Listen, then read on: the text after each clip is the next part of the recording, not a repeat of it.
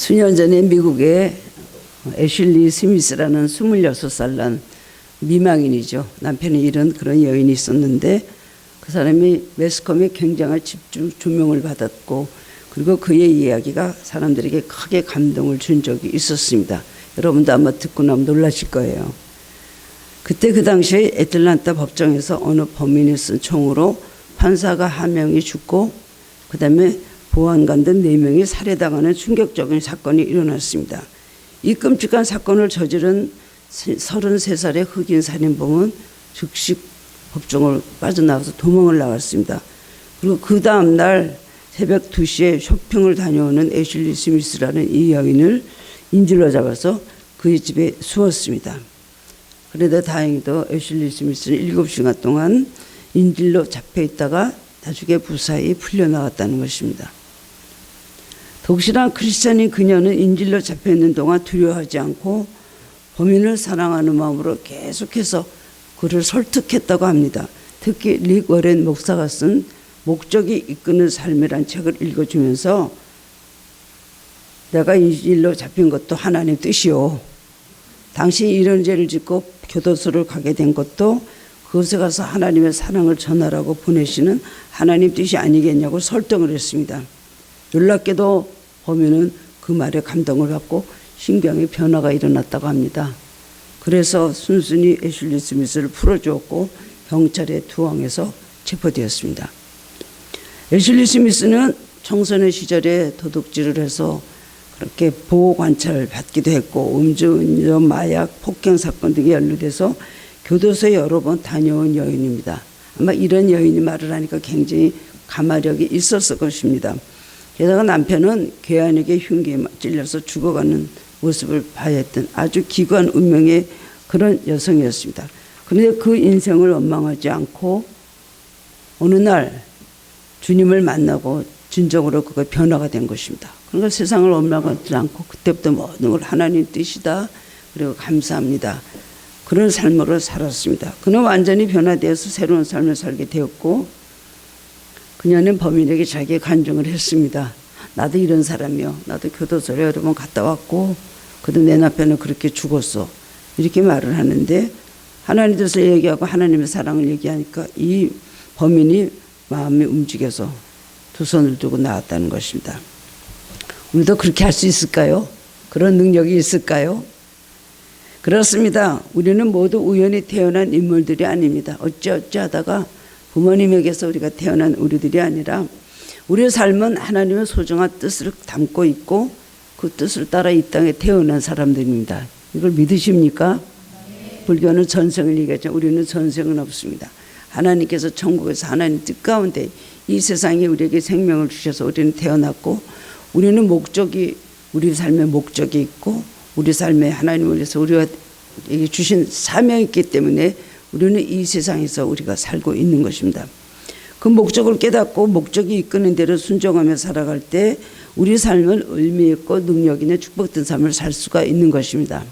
하나님의 뜻 가운데로 살아가는 우리들이 정말 축복된 삶이라고 할 수가 있는 것입니다. 그런데 그 목적을 잃어버릴 때는 맹목적이고 헛된 삶을 살게 되는 것이죠. 삶의 목적이 하나님이 아닌 다른 것, 헛된 것을 따라갈 때에 결국 멸망하게 된다는 것은 성경 전체가 우리에게 말씀해 주고 있는 바입니다. 인간은 세 종류의 부류로 나눌 수가 있습니다. 이렇게 세 가지 유형으로 살아가요. 첫 번째는 아무런 정황도 목적도 없이 살아가는 사람입니다. 그냥 주어진 삶에 아무 뜻도 없이 생각도 없이 그냥 바로 요동치는 물결같이 떠밀려서 그냥 살아가는 사람입니다. 오늘은 뭐 자기 비전도 없고 뭐 삶에 어떤 아무 소망도 없습니다. 생각도 없이 살아가는 사람들 또 우리가 가끔 보면 그런 사람들이 있긴 있습니다. 두 번째는 자기가 세워놓는 현실적인 목적을 위해서 인간적으로 살아가는 사람입니다. 소위 웰빙족입니다. 곧 즐겁고 멋있고 잘 사는 것을 인생의 최고 목적으로 삼고 살아갑니다.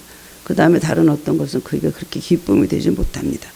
세 번째로는 목적이 이끄는 삶을 살아가는 사람입니다. 우리가 태어나서 살다 간다면 목적이 이끄는 삶을 산다면 우리는 그거보다 더 축복받은 사람이 없는 것입니다. 어떤 목적이요? 하나님께서 주신 사명을 인생의 최고의 목적으로 삼고 그 목적에 이끌려 살아가는 사람들입니다. 오늘 본문에 나오는 여호수아도 목적에 이끌려간 사람의 대표적인 예라고 할 수가 있습니다.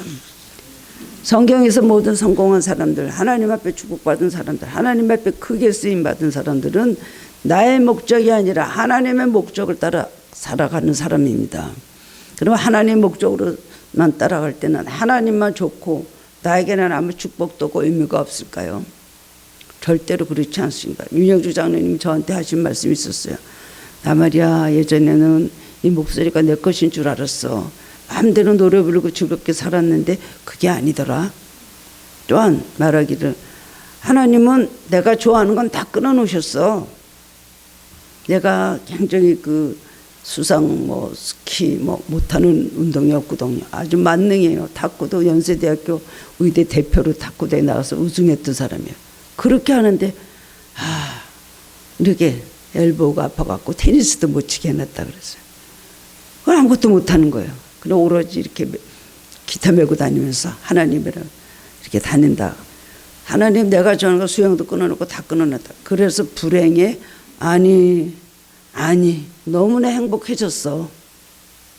그러므로 인해서 하나님 나의 모든 걸 다 뺏어갔지만 나는 얼마나 행복하고 자유로운지 몰라.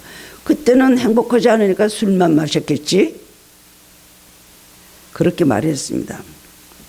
여호수아는 모세의 영도하에 이스라엘 백성이 출애굽할 때 이미 장성한 나이였습니다. 어린 나이가 아니었어요. 모세에게 선택되어서 광야 여정 속으로 사령관으로 그다음에 전쟁에서 싸웠던 것. 우리 아말렉과의 전쟁에서도 여호수아가 사령관이 돼갖고 아말렉과 전쟁에서 모세는 산에서 손을 들고 있으면 그다음에 여호수아가 밑에서 막 사령관으로 전투를 하면 모세가 팔을 들고 있을 때 여호수아는 밑에서 승리했습니다. 그런데 40년 후 모세가 죽었습니다. 하나님 뜻 가운데 여호수아는 모세의 뒤를 이어서 이스라엘 백성을 이끌고 약속의 땅 가나안에 입성을 했습니다. 그리고 가나안 땅 정복 전쟁을 온전히 진두지휘했습니다. 어디서 그런 용기가 나왔을까요? 얼마나 많은 전쟁을 치러내지 모르는 12지파이가 그 땅 나눠주는 분배하는 일을 했습니다. 모세가 광야 사역이었다면 여호수아는 가나안 사역입니다. 아주 동일하게 큰 의미가 있는 사역이에요. 여호수아는 충성된 신앙인으로 이스라엘 지도자로 가나안 땅에서 여호와 신앙을 지키도록 권면했고 용사가 되어서 가나안 땅을 정복하여 그 땅을 분배해 주었습니다. 계속 여호수아는 전쟁의 연속이에요. 여호수아가 이스라엘 백성을 가나안 땅으로 인도할 때는 BC 1406년이었습니다. 1450년에 이스라엘이 출애굽해서 나왔거든요. 그리고 BC 1400년경에 12지파이가 땅을 분배했습니다. 6년 동안 계속 전쟁을 치르면서 땅을 분배를 했습니다.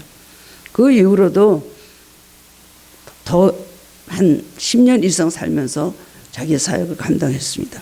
그는 좌로나 우로나 조금 더 치우침이 없이 죽을 때까지 평생 하나님께서 주신 사명에 충실한 삶을 살았다는 것입니다. 그래서 국가적으로 이스라엘 민족의 가나안 정복 역사에 큰 업적을 남겼습니다. 왜냐하면 개인적인 믿음이 훌륭했고요. 하나님 앞에서 삶의 자세가 정말 하나님 앞에 인정을 받았기 때문에 그렇게 크게 쓰임을 받게 된 것입니다. 하나님 무엇을 보실까요? 우리를 들어주시고 우리에게 축복할 때 무엇을 보실까요? 첫 번째는 우리의 믿음을 보십니다. 두 번째는 믿음에 따른 우리의 삶을 보십니다. 삶의 태도, 삶의 모습을 보십니다. 이걸 보고 합격할 때에 하나님을 또 맡기고 하나님께서 예비하신 축복도 주시는 것입니다. 구약의 율법을 대표하는 위대한 모세에게 가려서 여호수아는 어떻게 보면 좀 빛을 못 보는 듯하게 느껴집니다마는 여호수아를 통해서 우리는 목적 이끄는 삶의 비결을 배울 수가 있습니다. 여호수아의 신앙은 대단했습니다. 훌륭한 점이 얼마나 많고 본받을 점이 많이 있는지 모릅니다. 오늘 본문의 말씀을 통해 깨달음을 얻고 함께 은혜를 나누기를 원합니다. 첫 번째로는 여호수아는 모세의 특별한 지도를 받았습니다. 여호수아는 40년 일하는 긴 세월 동안 모세의 특별한 훈련과 교육을 받았습니다. 한마디로 말해서 아주 모세 옆에서 잘 배웠다는 것입니다. 자기 스승인 위대한 지도자 옆에서 굉장히 많은 것을 배우고 제대로 배웠다는 것입니다. 우리에게 있어서 이 배움이 얼마나 중요한 줄 압니까? 항상 우리는 배우는 자세로 살아야 됩니다. 영적 스승인 것도 그렇고 세상에서 스승인 것도 그렇고 먼저 살은 나이 많으신 분들의 어른들의 이야기도 경청을 해야 되고요. 삶을 많은 걸 겪으신 분들의 이야기는 겸허하게 받아들이고 그것을 수용해야 되는 것입니다. 그렇기 때문에 자기가 잘 배우고 나면 자기는 정말 인격의 사람으로 훌륭한 신앙의 사람으로 변화될 수가 있는 것입니다. 여호수아는 항상 모세 옆에 있었습니다. 출애굽기 24장 13절을 보면 모세가 그의 부하 여호수아와 함께 일어나 모세가 하나님의 산으로 올라갔다. 하나님께서 모세를 부르셨습니다. 산으로 올라가라. 시내산 꼭대기로 올라갔죠. 거기서 40일간은 모세는 십계명을 받고 하나님 모든 벽대와 율례를 받느라고 40일 동안 가 있었는데 그때 따라 데리고 여호수아만을 데리고 갔는데 그때 모세가 하나님 부르시고 40일 동안 산속에 있을 때 여호수아는 그 밑에서 기다리고 있었습니다. 여호수아는 하나님의 사명을 받은 사람은 어떻게 그 사명을 감당해야 하는지 오랜 세월 모세 옆에서 보고 배웠습니다. 이렇게 감당하시는구나. 이렇게 고난이 올 때는 이렇게 하는구나. 모세는 이렇게 하는구나. 사람들이 원망하고 돌팔질할 때 모세는 어떻게 했는가. 고난 앞에서 어떻게 했는가. 많은 어려움 앞에서 어떻게 했는가. 그걸 다 눈으로 보고 배웠습니다. 모세는 굉장히 올바른 가르침을 그에게 가르침을 주었습니다. 민수기 11장 29절 보면 하나님의 영이 일반인에게도 임했습니다. 80명의 장로들에게도 하나님의 영이 임하니까 그들도 막 예언을 했다 그랬어요. 그리고 엘닷과 메닷 두 사람이 예언을 하니까 여호수아가 모세에게 와서 저 사람들 말리십시오. 어떻게 예언을 하나님 말씀을 저 사람들이 전한다고 합니까? 이걸 말리십시오. 그럼 모세가 막 야단을 치는 거예요. 내가 나를 두고 시기하느냐? 여호와께서 그의 영을 모든 백성에게 주사 다 선지자 되게 하시기를 원하노라. 개인적인 어떤 걸로 시기질투한 거죠. 세례요한의 제자들이 예수님 나타나니까 사람들이 다 예수님한테 가니까 선생님 저 나사렛에서 온 저 목수에게 다 예수에게 저렇게 갑니다. 그러니까 뭐라 그랬어요? 세례요한이 나는 그의 신들매도 풀지 못한다. 신발끈도 풀지 못한다. 그러면서 그는 흥하고 나는 쇠야 하리라. 이게 올바른 자세인 걸 믿으시기 바랍니다. 그래서 모세가 여호수아를 바르게 가르치고 지도했습니다. 그 가르침을 그대로 받고 그대로 잘 배웠다는 것입니다. 여호수아는 모세의 주제자로 40년 동안 모세의 특별한 지도 훈련을 통해서 하나님의 사람으로 준비되고 세워진 것입니다. 여러분 배울 기가 있으면 잘 배우시기 바랍니다. 모든 면으로 나보다 훌륭하고 배울 점 있는 분한테는 배워야 됩니다. 가르치는 걸 배워야 되고 겸손하게 배울 때 여러분에게 해가 되는 것이 없습니다. 엘리사도 엘리야를 10년 이상 따라다니면서 그냥 엘리야의 그 하는 걸 다 받고 엘리야 능력을 받고 싶어서 마지막까지 요단으로 가서 결국은 갑절의 영감을 내게 구하길 바랍니다 할 때 하나님께서 그런 능력을 주셨잖아요. 은혜를 받는 데는 겸손함입니다. 그리고 배워야 되는 것입니다. 로마가 팔레스틴을 점령하고 유대인들을 통치하고 있을 때 어떻게 하면 유대인들이 우리의 로마 명령을 잘 복종할 수 있을까 연구하다가 알았습니다. 유대인들이 탈무드를 배우기 때문에 그렇게 그 민족의식이 강하구나. 그래서 우리 로마의 모든 종교와 문화를 따르지 않는구나. 그걸 알았습니다. 그래서 그때부터 그냥 강압적으로 탈무드를 배우지 못하게 하고 굉장히 박해를 했습니다. 그때 유대교 지도자인 랍비 유명한 아카바라는 사람이 있었는데요. 그 사람이 총독을 찾아갔습니다. 그리고 비유를 들어서 항의를 합니다. 어떻게 비유했냐면 여우 한 마리가 물고기들이 어디론가 도망치는 보고는 물었답니다. 너희들은 왜 물고기들께 도망치니? 그러니까 물고기가 하는 말이 누군가가 저쪽에서 그물을 치고 이쪽으로 몰고 오기 때문입니다. 그래? 그러면 너희들이 이 언덕 위로 나와. 그러면 내가 도와줄게. 언덕 위로 나가면 어떻게 돼요? 그때 물고기들이 여우에게 참 어리석은 말을 하시는군요. 우리가 물을 떠나면 죽는다는 것을 모릅니까? 우리는 물을 떠나면 죽는다는 것을 잘 알고 있습니다. 이런 비유를 들면서 이 아카바는 물고기가 물을 떠나면 살 수 없듯이 사람이 배움을 떠나서는 살 수 없습니다. 특히 유대인들은 탈무드를 배우지 않고는 살 수 없습니다. 라고 말했다는 거예요. 사람은 배우지 않으면 사람답게 살 수가 없습니다. 그러기 때문에 항상 배워야 되고 항상 연구해야 되고 항상 우리는 노력을 해야 되는 것입니다. 특히 그리스도인들은 하나님 말씀 배우지 않으면 백치입니다. 백치. 하나님의 자녀답게 살 수가 없습니다. 모르는데 어떻게 그렇게 삽니까? 신명기 6장 6절 7절 보면 모세가 가나안 땅에 들어가는 이스라엘 백성에게 이렇게 말합니다. 오늘 내가 네게 명하는 이 말씀을 너는 마음에 새기고 내 자녀에게 부지런히 가르치라 말했습니다. 왜 이렇게 간곡히 당부했을까요? 그 당시 가나안 사람들은 모두 우상을 숭배하고 도덕적으로 타락한 우상 숭배의 문화를 이루어 놓았습니다. 그러므로 이스라엘 백성들이 가나안에 들어가면 그 속에 동화될 가능성이 너무나 큽니다. 신명기는 모세가 광야에 있을 때에 그들이 가나안으로 들어가기 전에 마지막으로 이스라엘 백성들에게 마지막으로 유언같이 당부한 말이 바로 신명기입니다. 너 이제 가나안으로 들어갈 텐데 그곳에 가서 너희들의 축복의 날이 길려면 어떻게 되느냐. 다시 외세의 칼에 성기고 망하지 않으려면 어떻게 해야 되느냐. 이렇게 힘든 광야 생활을 마치고 나서도 그곳에 가서 또 망할래? 정신을 차리고 하나님만 사랑하라. 하나님 법대 윤리대로 살아야만 너에게 모든 날이 길 것이다. 계속해서 그렇게 당부를 합니다. 너희는 하나님만을 경외하고 사랑하며 그것을 너희뿐만 아니라 자녀들에게도 가르치고 목에 메고 말씀을 잘 그들에게 배우게 하라고 강조를 한 것입니다. 우리가 사는 이 세상은 마치 가나안과 같습니다. 우상 숭배와 세속주의, 물질주의, 향락주의, 음란의 물결이 넘쳐 흐르고 있습니다. 영적 타락 정도는 어느 정도인가요? 가치관이 다 흔들리고 그리고 보이는 것만 갖고 추구하는 삶으로 더욱더 세상은 그렇게 발달을 하고 있습니다. 과학도 그렇고 모든 문화가 다 그렇게 가고 있습니다. 타락 정도가 노아 시대 같고 소돔 고모라 시대 같습니다. 아니 그 이상이라고 할 수가 있습니다. 이 물결이 우리의 가치관을 흔들어 버리고 우리가 나아갈 방향과 목적을 잊어버리게 하는 것입니다. 노아 시대 어땠다 그랬어요? 노아가 이제 홍수 심판이 있을 것이다. 방주 안으로 들어오시오. 내가 이렇게 방주를 만드니까 너희들은 방주 안으로 들어올 살 것이다.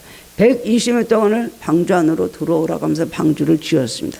근데 사람들이 다 뭐라 그랬어. 저 미친놈의 영감이 무슨 말은 하는 게 뭐 비가 얼마나 오면 우리가 다 물에 떠나서 죽는다고 비웃었어요. 하나도 안 들어가고 노아의 세 아들과 세 자부와 노아의 아내 8명만 방주 안으로 들어갔죠.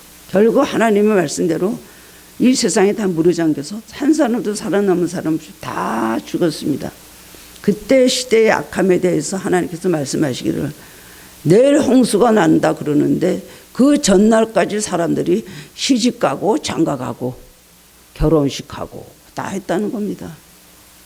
조금도 하나님의 말씀의 명령에 순종을 하지 않았습니다. 우리는 열심히 하나님의 말씀에 대해서 가르침을 받아야 됩니다. 그래야 여호수아와 같이 죄악된 세상에서도 하나님의 백성으로 목표한 길을 잃어보지 않고 살아갈 수 있습니다. 말씀을 많이 배워야 됩니다. 말씀에 대해서 관심을 가져야 됩니다. 말씀을 알면 자꾸만 이 뜻이 무엇인가 연구를 해야 되는 것입니다. 두 번째로는 여호수아는 담대함과 용기가 있었습니다. 여호수아 사이에는 끝도 없는 장애물들이 나타났습니다.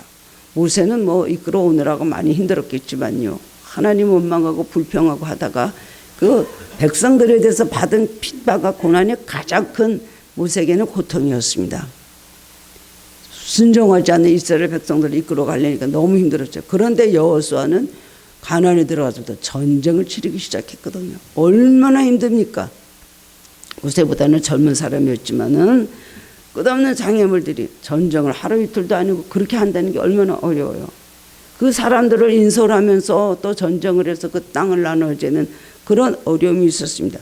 그러나 여호수아는 물러서지 않았다는 것입니다. 왜 그래요? 담대함이 있고 용기가 있었기 때문입니다. 하나님을 향한 믿음에 강하고 담대하라는 하나님 명령대로 점점 더 용기를 내서 앞을 향해 나아갔습니다. 민수기 14장 9절에서 10절 보면 여호수아의 고백이 나옵니다. 흔들리지 않아 확실한 고백이 기록되어 있는데 이제 12명의 정탐군을 가나안으로 미리 정탐해서 보냈죠. 그것도 자기들이 가겠다고 하도 그러니까 거기 얼마나 좋은 데가 미리 좀 가보면 안 될까요? 우리 몰래 가서 좀 답사를 하면 사전 답사를 하면 안 될까요? 모세가 하나님 백성들이 이렇게 가기를 원합니다. 그래 하나님께서 그래 보내봐라. 가면 깜짝 놀랄 거야. 얼마나 가나안이 좋은지 깜짝 놀랄 거야.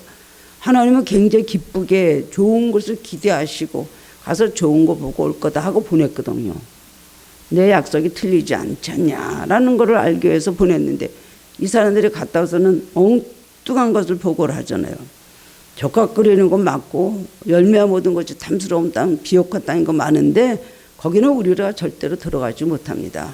거기는 성읍이 너무 크고 안악자소리라는 사람들이 있는데 우리보다 신장이 얼마나 큰 거 얼마나 장대한지 우리는 그 사람들 잃을 수가 없습니다.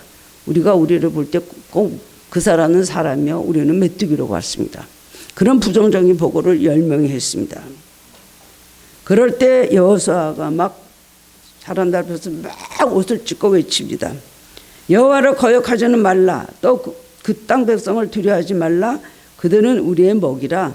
그들의 보호자는 그들에게서 떠났고 여호와는 우리와 함께 하시느니라. 그들을 두려워하지 말라. 하는데 온 회중이 모세를 돌로 치려 했습니다. 그때 하나님의 영광이 회막에서 이스라엘 모든 자손에게 나타나셔서 그 장면을 막은 것입니다. 가나안에 들어가기 전에 열등의 정탐꾼이 와갖고 보고 와서는 거기는 절대로 못 들어갑니다. 했을 때 백성들이 그 말을 듣고 절망을 하면서 밤새도록 통곡을 하면서 울었다는 것입니다. 우리가 고깃가마 옆에서 애굽에서 죽을 걸, 우리가 거기서 죽을 걸, 왜 모세는 우리를 여기 끌어내서 이 광야에서 죽게 하느냐. 그래갖고 막 우리 장가를 세워서 애굽으로 돌아가자. 그렇게 그런 대단한 그런 반항이 일어나게 되었습니다. 그러나 여호수아가 가려면 담대하게 말합니다. 그들은 우리의 먹이라. 하나님을 거역하지 말라. 그 땅 백성을 두려워하지 말라. 하나님께서는 우리를 그 땅으로 인도하실 것이다. 믿음 있는 사람은 똑같은 환경에서 이런 믿음을 가지고 선포를 하고 고백을 합니다. 아닌 사람들 그게 어떻게 돼요? 저도 그런 일을 많이 보죠. 목사님 그게 그런 일은 안 돼요. 지금 이런 상황이 어떻게 그런 일이 되겠습니까? 목사님 그건 안 돼요. 계속 부정적인 얘기만 저에게 하고 그런 모습을 보여줄 때가 있지만 하나님의 약속은 저 위에 있습니다. 현실은 저 땅바닥에 있어요. 이거를 뭘로 좁혀요? 믿음으로만 좁힐 수가 있는 겁니다. 하나님 말씀하신 것은 이루십니다. 그렇기 때문에 주거리에서 흔들흔들하지만 반드시 이루어 주십니다. 제가 예전에 동일여중 선생님이란 백원의 선생님이란 분을 오랫동안 기도해 줄 때 그분이 이제 뭐 좀 교회하고는 좀 멀어졌는데 그 사람이 집 한 채 있는데 그것을 이제 막 소송 걸어갖고 재판 걸려갖고 그 집 하나를 유지하기는 너무나 힘든 거예요. 그래서 오라 해서 제가 신방을 갔는데 가가지고 기도하면서 하나님께서 그 집을 주실 겁니다. 재판에 다 넘어갔어요. 하나님께서 그 집을 주실 겁니다. 아멘 하더라고요. 그렇게 하고 나서 얼마나 오래 걸렸는지 몰라요. 23번 넘어갔대요, 그 집이. 그래서 결국은 이겨서 찾게 하실 거예요. 그리고 그 집이 대치동에 있었어요. 그거 대치동이 굉장히 값이 올리면서 엄청난 금액으로 뛰었더라고요. 그런 과정에서 그 백운아 집사님은 막 암도 걸리고 그랬었어요. 근데 또 암보험을 많이 들어가지고 어떻게 돈이 많이 나왔는지. 얼마나 돈이 많이 나오는지 그때 돈으로 굉장히 많은 돈이 나왔더라고요.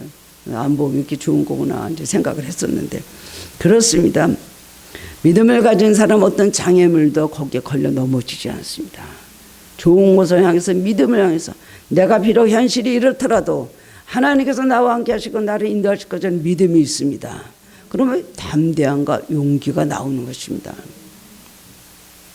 다윗이 그랬잖아요. 그렇게 사울에게 쫓겨다니면서도 내가 여호와의 이름으로 담을 띄워놓고 적진을 달리나이다. 어떻게 그렇게 할 수가 있을까? 그렇게 용감하게 승리했다는 것을 고백을 하고 있습니다. 여호수아가 지도자가 돼서 행한 초기사역을 보면 정말 기적이 이런 일들이 너무 많이 있습니다. 여호수아 3장 4절 보면 이제 여호수아는 그때부터 모세 헤어진 다음에 요단강을 건너야 되는데 요단들을 건너 요단강으로 이제 건너가야지 가나안 땅으로 들어갑니다. 그런데 여호수아 3장 4절을 보면 배도 없었습니다. 다리도 없었습니다. 그런데 오로지 믿음과 명령에 순종함으로 요단강을 건넜다는 거예요. 물론 모세도 지팡이를 들기 때문에 홍해가 갈라졌습니다. 믿음의 사람들은 생각할 수도 없는 기적을 일으킵니다. 요단을 건너니 어떻게 건너요?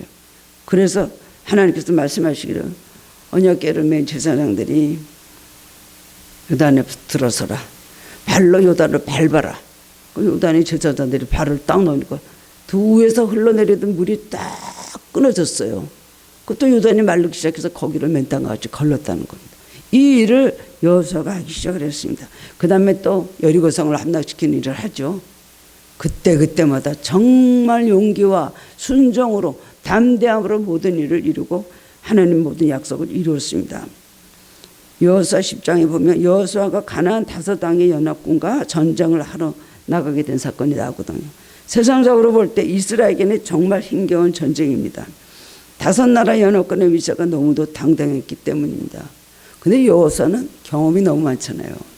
다윗도 경험이 너무 많습니다.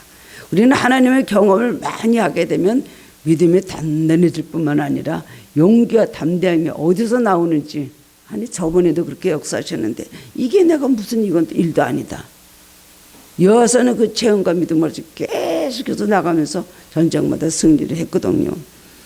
그때 하나님께서 여호수아에게 말씀하셨습니다. 그들을 두려워하지 말라.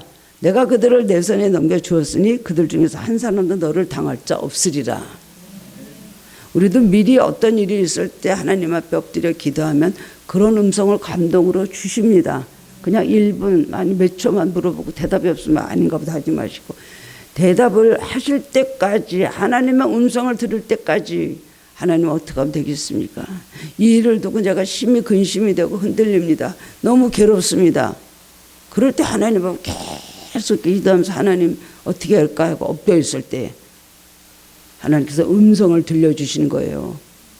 이 전쟁은 나가라, 이 전쟁은 나가지 말라. 왜 우리가 음성을 못 듣습니까? 왜 이런 사람, 아브라함이나 이런 사람만 듣고 우리는 음성을 왜 못 들을까요? 우리는 삶에도 문제가 있지만 하나님의 음성을 들으려고 계속해서 우리가 노력을 하고 초점을 맞추면 하나님께서 간절히 찾는 그 중심을 보시고 우리에게 응답을 해 주십니다. 알을 생각도 없고 내 뜻이 옳다. 하나님의 뜻을 알을 생각도 안 해봐요. 그런 하나님은 나 싫다. 예수님, 그런 예수님 나 싫다. 이러면서 그 다음에 자기 마음대로 하게 되는 것입니다. 너를 당할 자 없으리라. 이 말씀을 믿고 요하선과 용기 있게 나아갈 때 하나님께서 큰 우박덩이로 저들을 쳐서 그들이 다 죽었다는 겁니다. 우방으로 우왕좌왕하는 적들을 칠 때 여호수아가 여호와의 능력으로 놀라운 선포를 합니다. 얼마나 힘이 강해지면 이런 선포를 할까요? 태양아 너는 기본 위에 머무르라. 달아 너도 아얄람 골짜기에 그리할저다. 그랬더니 태양이 종일토록 그 자리에 머물고 달이 멈추기를 그쳤다는 것입니다. 이것을 이 말이 사실인가 아닌가, 그래서 그 옛날에 그 역사학자들이 다 연구를 했대요. 정말 그런 일이 있었을까? 정확하게 그럴 일이 있다는 것입니다. 정확하게. 그때 그랬기 때문에 이 모든 지구에 있는 모든 것들 중에 그런 차이가 나온다는 것을 나중에 발견했다는 것입니다. 믿음의 기도의 동시에 이런 기도를 드릴 수 있는 여호수아의 용기를 드러내보는 사건입니다. 하나님의 사람들에게는 담대함과 용기가 필요합니다. 두려움으로 작은 일에 걸려 주저주저하는 것은 불신앙입니다. 우리는 하나님 함께 하심을 믿고 용기를 가지고 앞으로 전진해야 되는 것입니다. 앞으로 나아가야 됩니다. 성경에 뒤로 가라는 말이 있습니까? 앞으로 나아가라. 앞으로 나아가라. 모세에게도 홍해 앞에서 너는 왜 주저주저하느냐? 너희 지팡이를 들어 바다를 내밀어라. 그리고 두려워하지 마라.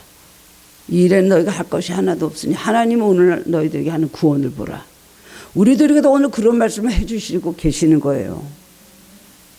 하나님께서 주시는 말씀에는 우리는 들을 생각을 하지 않습니다. 내 마음대로 내 생각대로 하다가 빗나갈 때가 많이 있습니다.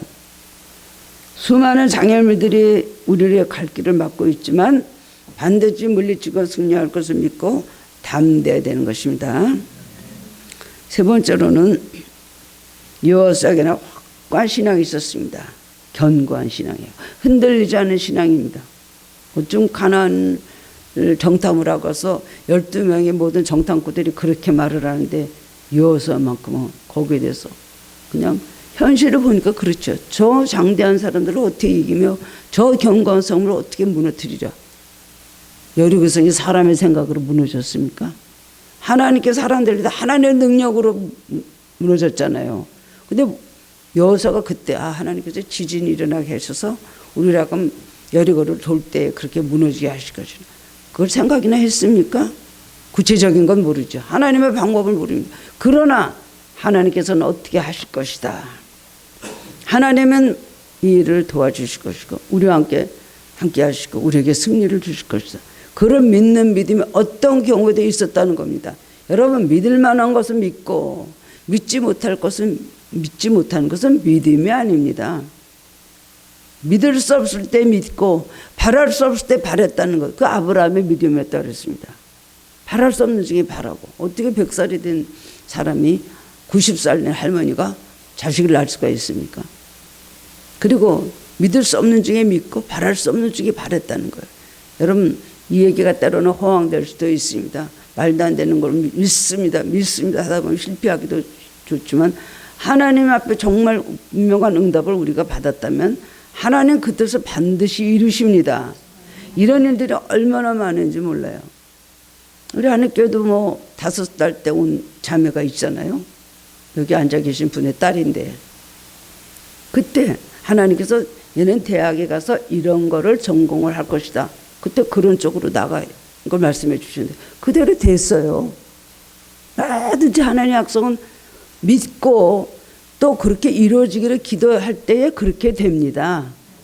근데 안 믿어요. 얼마 지나면 잊어버려요. 그리고 하는 말에 기도가 안 맞는다고요. 예언은요, 여러분 하나님께서 주신 예언을 이루어야 될 책임이 여러분에게 있습니다. 하나님께서 우리에게 예언의 말씀 주셔요. 그럴 땐 뭐예요? 그렇게 내가 너에게 해줄 뜻이 있으니 너는 그 뜻을 이루어라 라는 우리에게 숙제를 주시는 거예요. 하나님의 축복은 약속은 위에서 내려오고 우리의 노력은 위에서 올라갈 때 중간에서 축복이라는 이 결작품이 생기는 것입니다.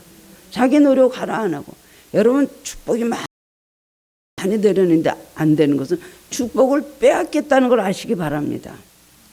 축복을 역부족으로 빼앗긴 거예요. 그러고 하나님은 안 이루어주시는데 하나님은 왜 원망을 합니까?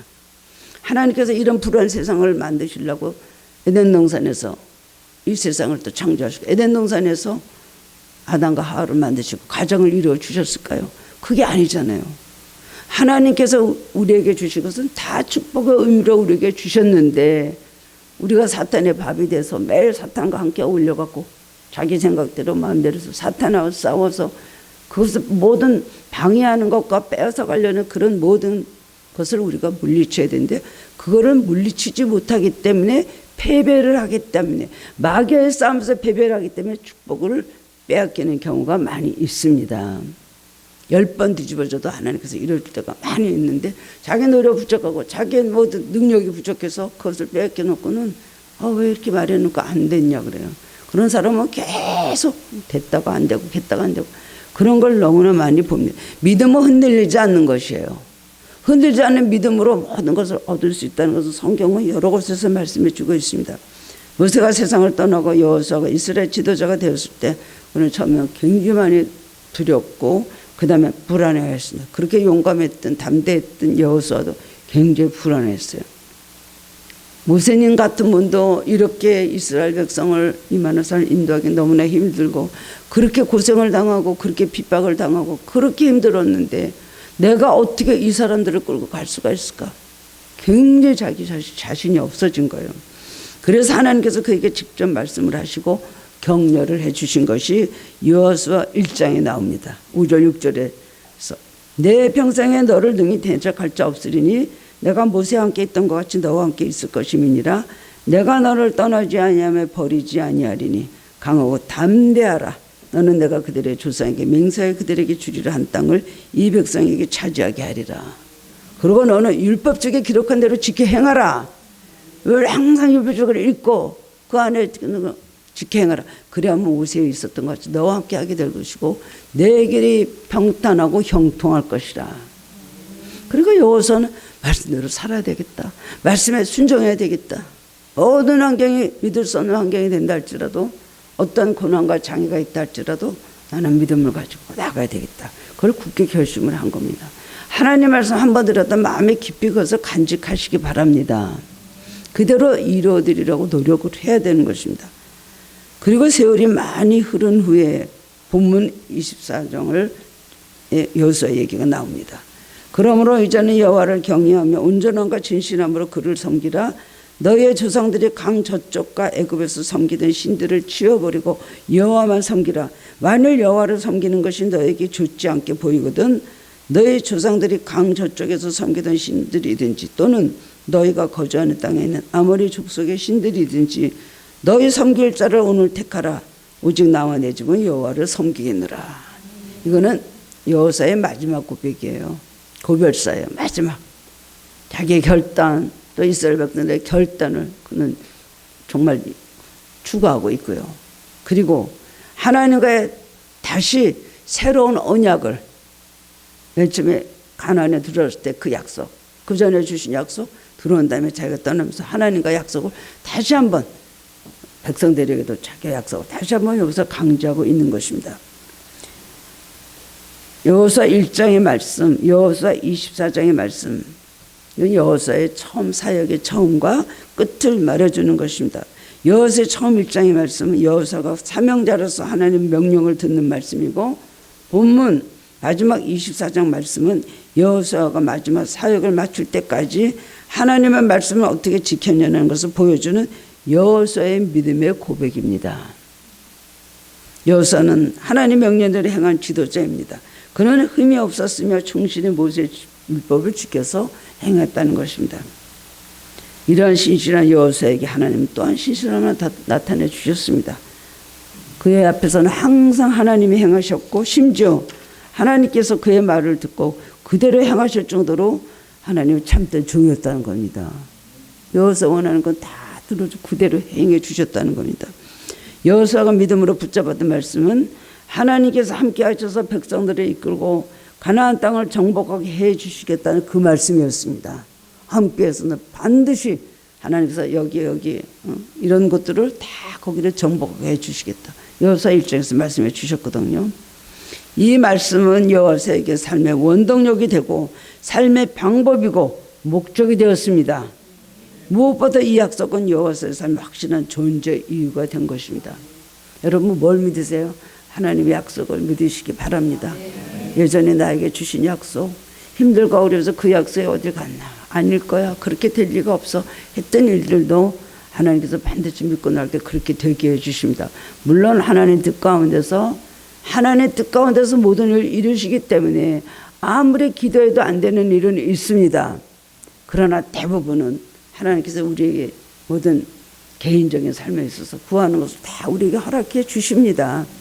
이 약속을 믿으시기 바랍니다. 힘들고 어렵고 여러 가지 고난을, 정말 여러 가지 그야말로 파도를 타고 우리 삶이 그렇게 된다 할지라도 한 번 약속하신 것은 그대로 이루어 주십니다. 이 말씀에 우리는 스스로 자신을 물어야 돼. 나는 왜 사는가? 나는 왜 이 일을 하고 있는가? 과연 하나님께서 지금 나와 함께 하시는가? 이 무렵에 우리는 분명한 명확한 답을 할 수 있어야 되겠습니다. 그 답이 하나님과 바른 관계에서 나올 때 우리는 강하고 담대할 수가 있습니다. 자기가 잘못하면서 하나님 나와 함께 하시니까 해주신다고 해서 왜 해주셔요? 하나님 멀리하면은 하나님 뜻대로 살지 않으면 저절로 하나님 떠나고 성령을 떠나시게 되어 있습니다. 하나님 말씀대로 할 때 성령을 우리를 찾아오시고 도와주십니다. 하나님 말씀이 불순종할 때는 마귀가 오는 것입니다. 그리고 우리가 하나님 말씀에 순종할 때는 천사가 오는 것입니다. 이거는 하나님께서 우리에게 당연한 영적 원리를 얘기해 주신 것입니다.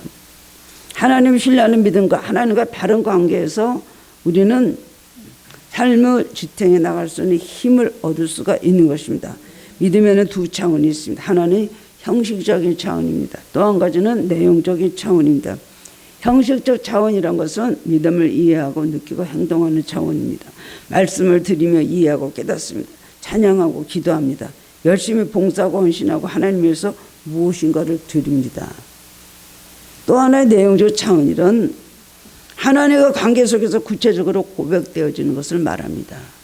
직접 하나님과 나 자신과 고백되어지는 거예요.